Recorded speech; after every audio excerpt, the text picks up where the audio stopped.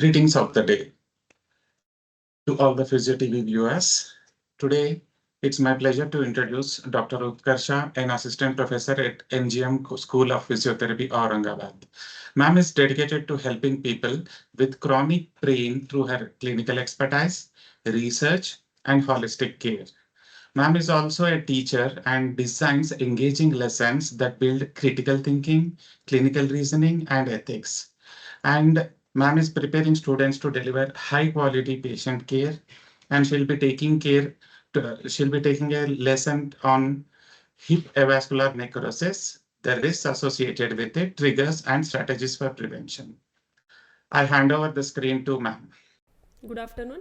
I am Dr. Utkarsha Kauthekar, working as an assistant professor at MGM School of Physiotherapy, Chhatrapati Sambhajinagar. First, I would like to thank Sancheti Institute of Physiotherapy for giving me this opportunity to present my work today. Also, I would like to extend my thanks to Dr. Venu Mohan sir and Dr. Fareen ma'am for coordinating me throughout this process. So, today my topic is hip avascular necrosis with a special focus on how infection and addiction contribute to its development.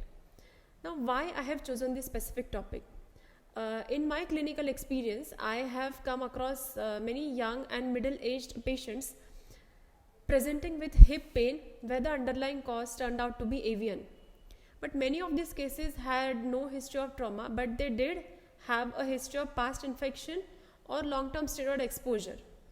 The second reason is emerging evidences like with infections like COVID-19, tuberculosis, or we can say a simple viral fever are being increasingly reported as a risk factor for avian.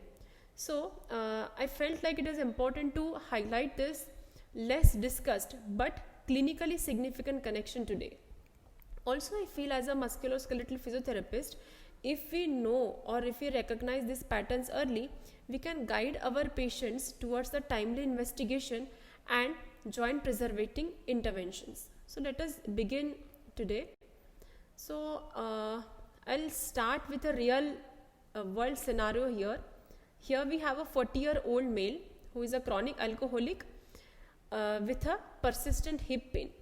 Unfortunately, due to delayed diagnosis and treatment, his condition progressed to subchondral collapse of the femoral head, ultimately lefting the option of total hip replacement.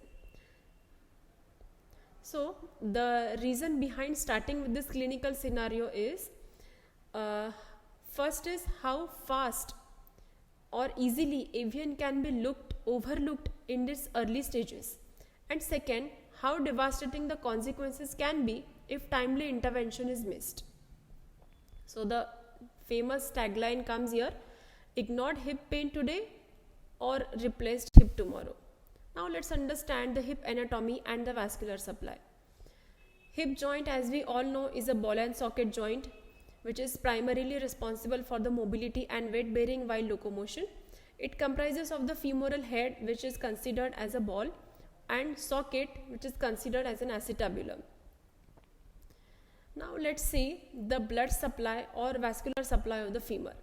The vascular supply of the femur, it is primarily done by the medial circumflex femoral artery and partially by the lateral circumflex femoral artery. Now, as we all know, the femur has the precarious blood supply, means it is very vulnerable to trauma or any other changes at the head of the femur, because already this medial and lateral circumflex artery are the end arteries, and they also have a poor retinacular structure.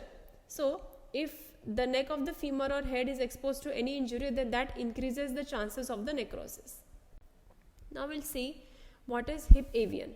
Hip avascular necrosis, also termed as osteonecrosis, is a condition where the blood supply to the femoral head is disrupted, which land up into the death of the bone tissue, which is termed as a necrosis. Now let's see the epidemiology of the avian. Avian mostly affects people between the 20 to 50 years of age, that is the prime or active age group. Here the male are having 3% more chances to be affected than female.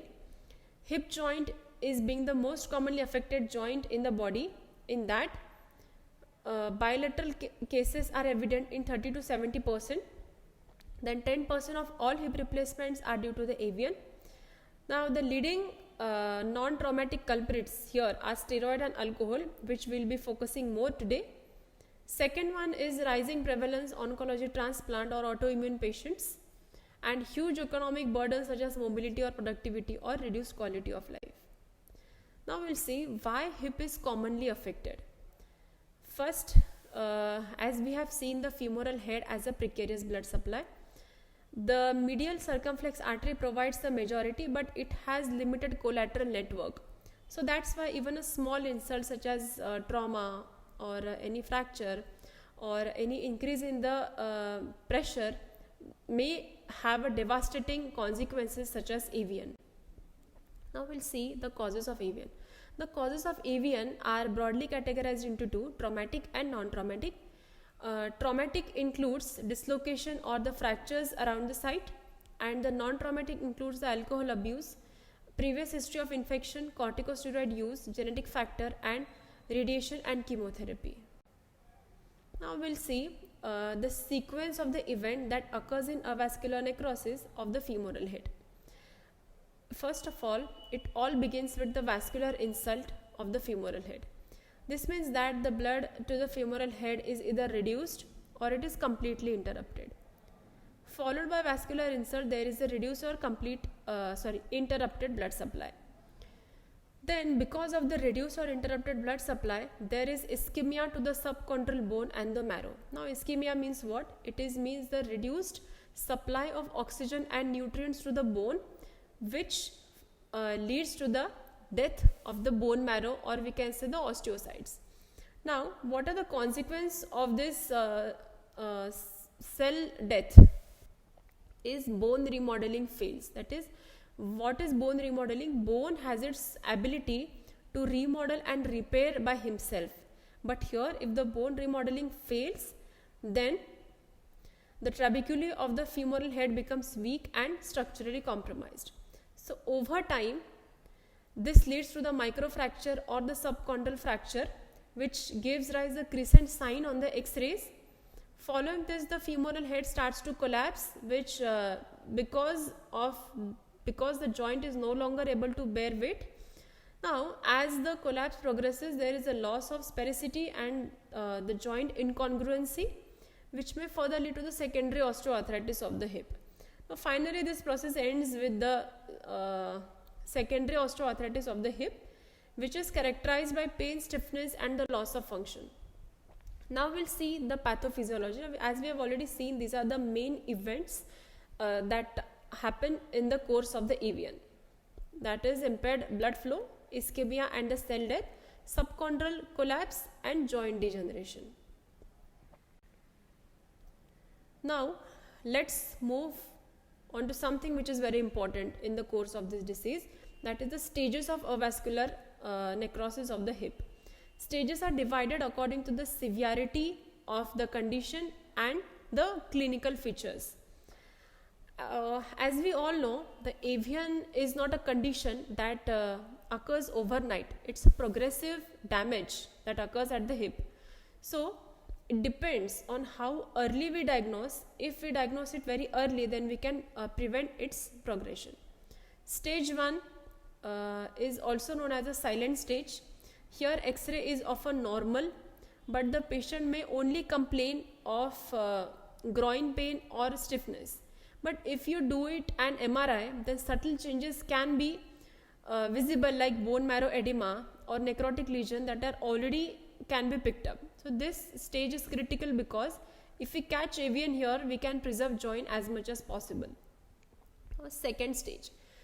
It is characterized by some changes at the radiological level. Here on X-ray, we can see sclerotic changes or cystic changes with the femoral head. Importantly, the point to be noted here is there is no subchondral fracture or collapse at this stage. Clinically, the patient may exhibit consistent pain, particularly with the weight bearing and some restriction of movement that may start to appear. Now, stage 3. Stage 3 is when things turn more serious. Like here we can see on X-ray a well-known crescent sign is visible. It indicates that the bone beneath the cartilage has started to give away. This is, we can say, the beginning of the femoral head collapse, which is a prominent feature of the stage 4. Now, patient at this stage typically presents severe pain with weight bearing or unable or inability to stand also. We can here see the pain or the noticeable limp while walking, increasing difficulty in the activities of daily living. Now, this is usually the stage where we cannot preserve its function, or where it is not irreversible. This stage usually progress to the total hip replacement.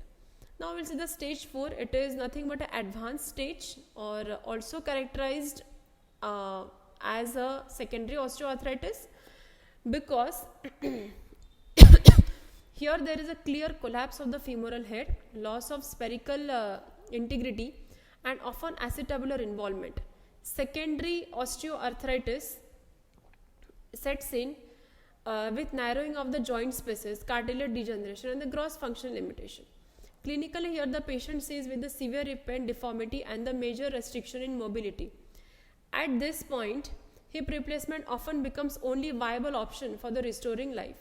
So if we look at the natural history, Evian moves from stage that is radiologically invisible to the stage which is irreversible. So this brings to an important clinical pearl: the early we diagnosis, the greater our chances of preserving the hip. Now let's come to the clinical features of the Evian. The early signs that a patient may show is groin pain, hip stiffness, or pain on the weight bearing. In the later stages, patient exhibits limp on walking, restricted hip movements, especially with the internal rotation, or the night pain is also evident. In the last stage, as the collapse of the subchondral bone occurs and the already the bone has progressed to the arthritis, there occurs severe pain, sometimes deformity, and severe functional limitation. Now let's begin with the risk factors for Evian.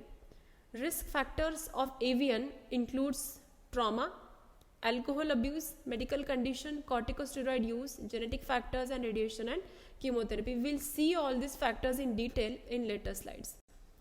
Now let's begin with the main concern of today's talk is how infection and addiction leads to hip Evian.